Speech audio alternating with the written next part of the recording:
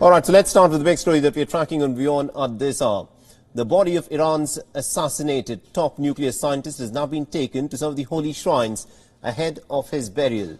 A mourning ceremony and also a procession took place for Mohsen Fakhrizadeh, who, remember, had been assassinated on Friday morning. Ceremonies were held in the Iranian city of Mashhad. Fakhrizadeh's body was taken to the Imam Reza's shrine as well. The funeral will be held in presence of the family members and other high-ranking military commanders.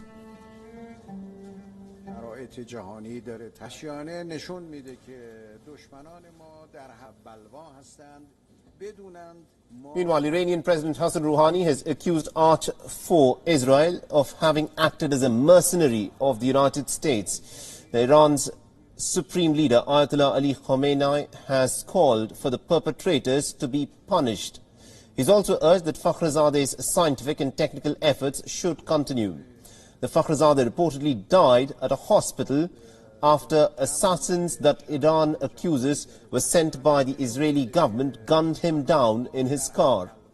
Now, the West has long suspected Fakhrizadeh of being the key figure in a secret nuclear bomb program. The Western and Israeli intelligence services have described Fakhrizadeh as the mysterious leader of a covert atomic bomb program that was ongoing between the years 1999 till 2003, when it was reportedly halted.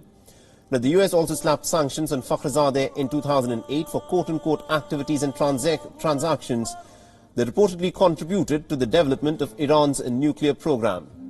Now, the assassination comes less than 2 months before US President-elect Joe Biden is due to take office on the 20th of January. China has condemned the incident and described it as a criminal act. China has also said that it is against any move that harms regional peace and stability.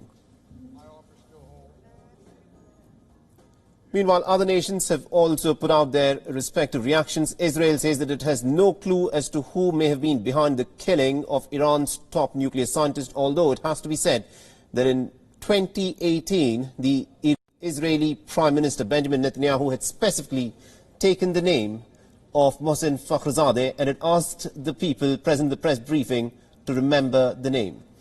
The United Kingdom has said that while they are concerned, they're also waiting for the full facts of the incident to come to light.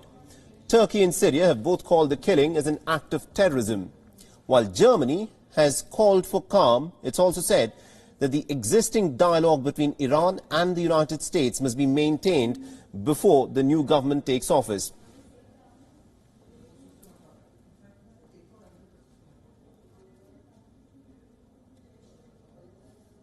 All right, now to give us more insight in terms of how this particular assassination may impact the region at large, we are joined in by Jody Cohen, who's an international affairs expert, who's joining us from Israel.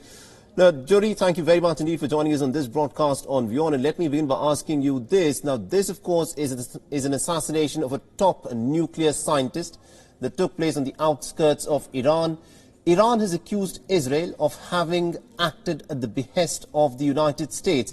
How is this entire incident being reported within Israel?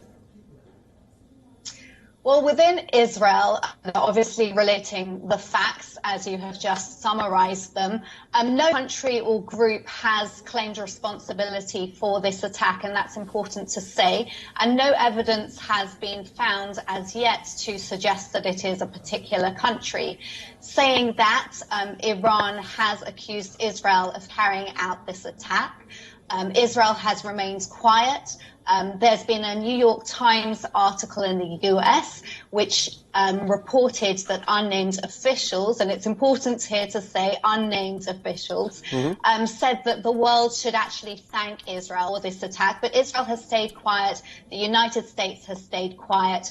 As you said, the European Union and a number of Arab and other countries around the world have criticized the attack, and the United Nations has called for restraint. They're obviously concerned about further escalation as a result of this attack and wants to try and maintain stability in an already unstable region.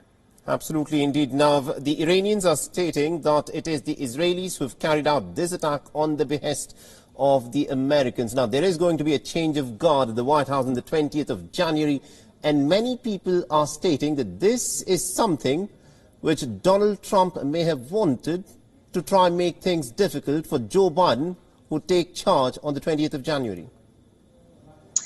Well, what we do know is that US Secretary of State Mike Pompeo said recently to Fox News that there are three things that Iran needs if they're going to succeed in their ambitions of getting nuclear weapons.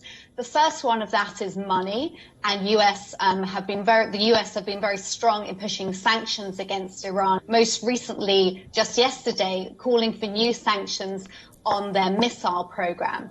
The second thing that he says they need for nuclear weapons is smart people, and Fakhrizadeh was known to be the father of Iran's nuclear weapons program, so that will be a serious blow to their ambitions.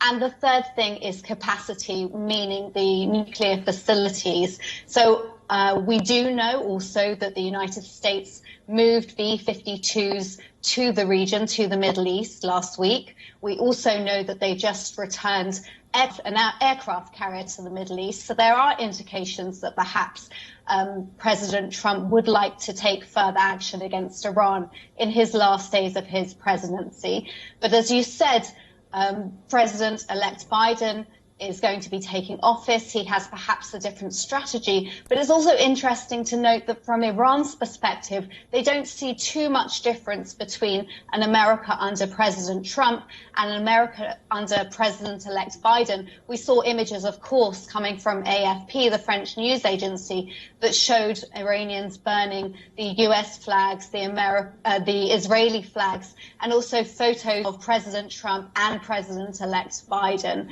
And even in the parliament, we saw chants of death to America and death to Israel.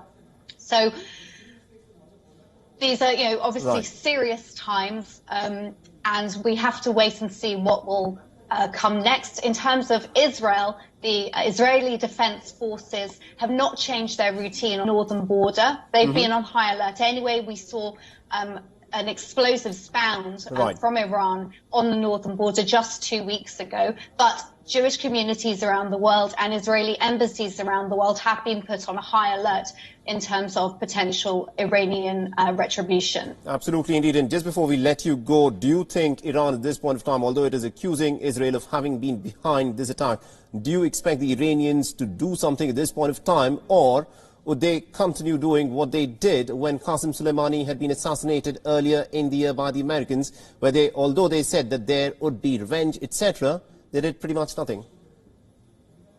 Well, it remains to be seen what their next steps will be. They've already said that they will increase nuclear production, and they have said that they will retaliate against the perpetrators. Whether or not they choose to do something a bit quieter behind the scenes, the attacks again and the provocation against Israel has never stopped over the past years, as I said, with the explosive potential attack just recently. So it remains to be seen if they'll continue to perhaps target, electricity systems. There's been threats potentially against the northern city of Haifa, or if they'll wait until President-elect Biden comes in and perhaps return to the negotiations then. We'll have to wait and see. Absolutely, indeed. We'll have to leave it there. Thank you very much indeed, Jodie Cohen, for joining us and getting us all those insights into this very complex story that is unfolding in the Middle East.